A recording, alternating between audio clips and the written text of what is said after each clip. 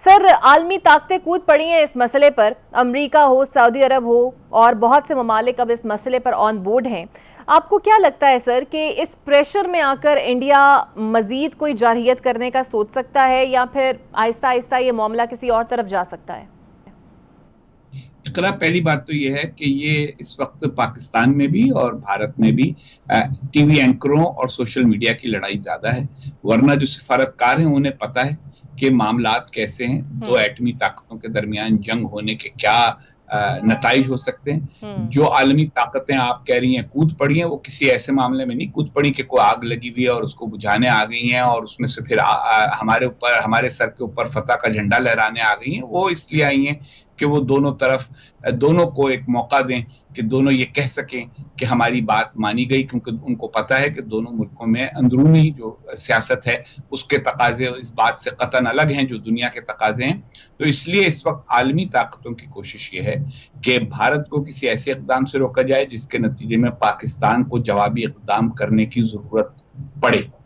البتہ اگر آپ امریکی نائب صدر جے ڈی وینس کے فاکس نیوز سے انٹرویو کو غور سے دیکھیں تو اس میں انہوں نے اشارتاً کہا ہے کہ ہمیں یہ بات سمجھ میں آتی ہے کہ بھارت غصے میں ہے، بھارت کو ملال ہے، بھارت کو بہت دکھ ہوا ہے۔ 26 آدمیوں کا قتل ہو جانا، بہیمانہ قتل ہو جانا، مذہب کی بنیاد پہ قتل ہو جانا، ان سے مذہب پوچھ کے انہیں قتل کر دینا، یہ بڑی ظالمانہ بات تھی۔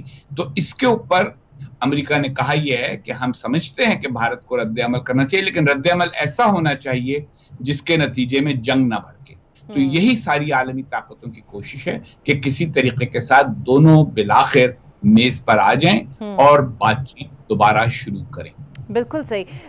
سر، جے ڈی وینس کا بیان کافی الجھا ہوا ہے۔ ایک جانب وہ کشیدگی کم کرنے کا مشورہ دیتے ہیں، دوسری جانب ہمیں تحقیقات میں تعاون کا بھی کہہ رہے ہیں، ساتھ میں مودی حکومت کو محتاط رویہ رکھنے کا کہہ رہے ہیں۔ آپ ان کے بیان کو کس طرح دیکھتے ہیں؟ کیا ہم یہ سمجھیں کہ یہ پاکستان کے حق میں ہے؟ جی نہیں، دنیا جو ہے وہ ایسے نہیں ہوتی جیسے ہمارے ٹی وی کے شوز ہوتے ہیں کہ ہر بات یا پاکستان کے حق میں یا ہر بات بھارت کے حق میں۔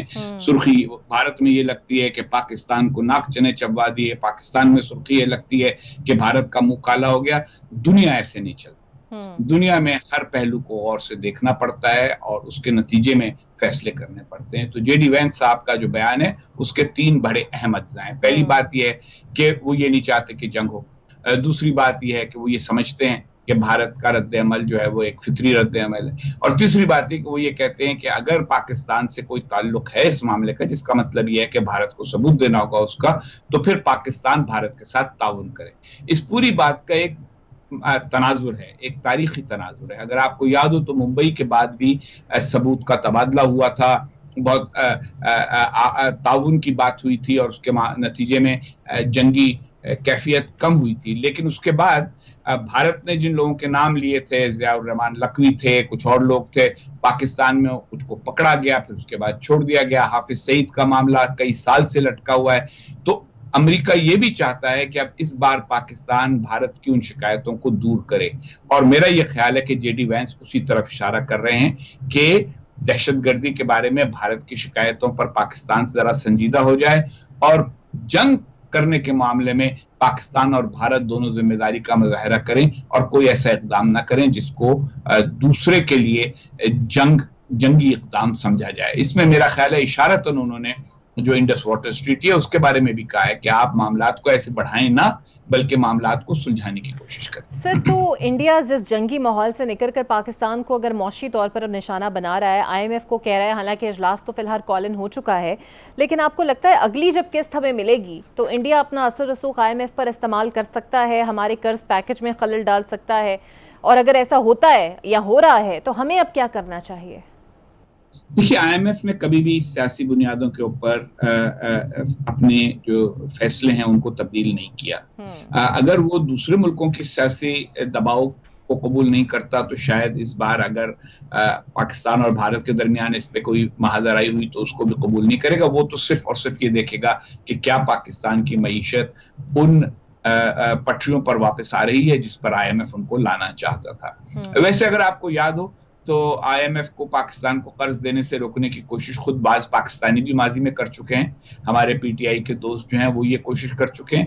یہ ایک احمقانہ کوشش ہوتی ہے اور اس میں ایک سادگی شامل ہے. وہ سادگی یہ ہے کہ بعض لوگ یہ سمجھتے ہیں کہ پوری دنیا ایک کٹ پتلیوں کا کھیل ہے اور کچھ لوگ جو کٹ پتلیاں ہلا رہے ہیں اگر ہم ان سے جا کے شکایت کر دیں گے تو وہ کٹ پتلی ہلانی بند کر دیں گے. تو ایسے دنیا نہیں چلتی.